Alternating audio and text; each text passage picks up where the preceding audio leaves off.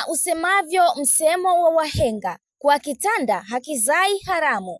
Mnamo mwaka 1932 katika mji wa Johannesburg nchini Afrika ya Kusini alizaliwa Miriam Makeba, miongoni mwa wasanii wa muziki waliotikisa ulimwenguni kutokea barani Afrika. Miriam Makeba, mshindi wa tuzo ya Grammy mnamo mwaka 1966, akitamba na nyimbo kama vile Pata Pata. Ameweka rekodi kubwa katika soko la muziki ulimwenguni kwa kuwa msanii pekee Mwafrika kuwahi kutoa tuzo hiyo kubwa ulimwenguni inayotolewa na Recording Academy. Makeba alianza muziki rasmi mnamo mwaka 1953 akianza kwa kuimba wimbo uliokwenda kwa jina la Laktunish Ilanga, ulioandikwa na mtunzi Makey Davashe, unaomaanisha mtu aliyempoteza mpendwa wake ambaye ametoweka kutokana na utawala wa kibaguzi.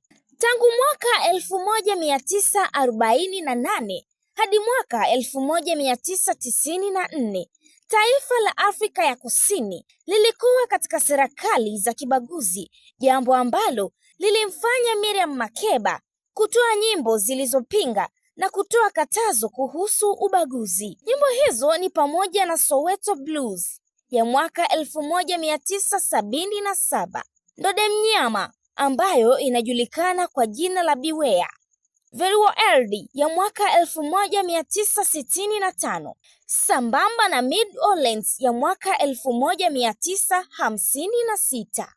Mbali na kutoa tuzo ya Grammy mnamo mwaka 1966, mafanikio mengine makubwa kwake ni kuwa msanii wa kwanza wa Kiafrika kuuza nje baada ya kufanya show kwenye ukumbi wa London Royal Albert mwaka 1967 na kuperform kwenye ukumbi wa Square Garden mwaka 1962.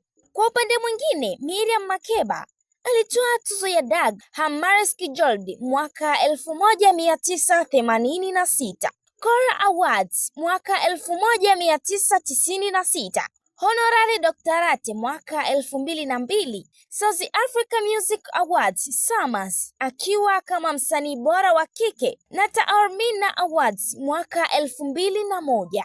Miriam Makeba, jina maarufu Mama wa Afrika, alifariki dunia Novemba 9, 2008 akiwa na umri wa miaka 76 huko nchini Italia katika eneo la Costa Volturno, muda mchache tu baada ya kumaliza show yake nchini humo kwa mshtuko wa moyo.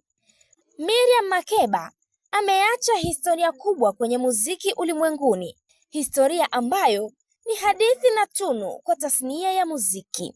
Jina langu ni Agnes Alois. Hii ni Anuari TV.